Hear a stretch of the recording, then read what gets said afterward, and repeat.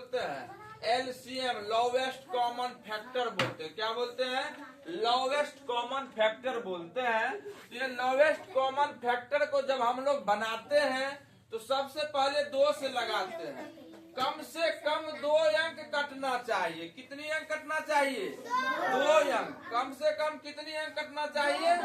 2 अंक। अगर 2 से भी बनाएंगे, 2 से भी अगर लगाएंगे तो 2 अंक कटता है, तब तो लगा सकते हैं, नहीं तो नहीं लगा सकते हैं। 3 से भी लगाएंगे तो 2 अंक कटना चाहिए हर हमेशा। अगर 2 अंक नहीं कटेगा तो किसी भी संख्या से नहीं लगेगा, है ना? तो 2 अंक कटना ही पड़ेगा।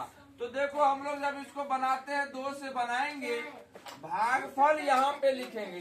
भागफल लिखेंगे तो यहाँ 2 से जो 2 में भाग देंगे तो कितना भागफल आएगा? 1 आएगा। तो 1 यहाँ पे, क्योंकि 2 में 1 से गुना करेंगे, फिर 2 से अगर 4 में भाग देंगे कितना मर्तबा कटेगा? 2 मर्तबे में। तो 2 लिख देंगे और 2 से 6 में लगाएंगे तो 3।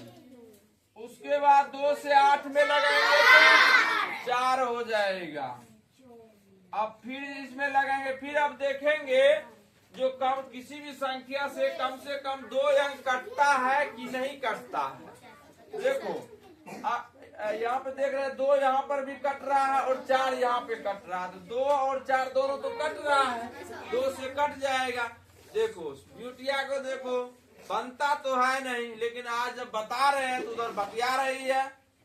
देखो इधर फिर 2 से लगाएंगे तो 2 1 कम 2, 3 और 2 दूनी 4। अब देखो, अब इसमें नहीं लगेगा किसी से। क्यों नहीं लगेगा?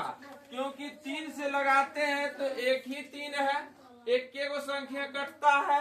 2 से लगाएंगे तो 1 को संख्या 2 कटता है। इसीलिए अब किसी भी संख्या से नहीं लगाएंगे, जो है उसको गुना कर लेंगे। सबसे पहले 2 को लिखेंगे, 1 2 3 2 है, इसको लिख देंगे 2 गुना 2 गुना 2। 1 3 है तो 3 लिख देंगे। अब देखो 2 से 2 में गुना करेंगे तो 4 होगा, 2 दूनी 4। अब 2 से 3 में गुना करेंगे तो 6 होगा, और 4 और 6 को गुना करेंगे तो 24 होगा। यही आंसर हो जाएगा। 6 चौके 24। कहीं पे दिक्कत है? ठीक बा।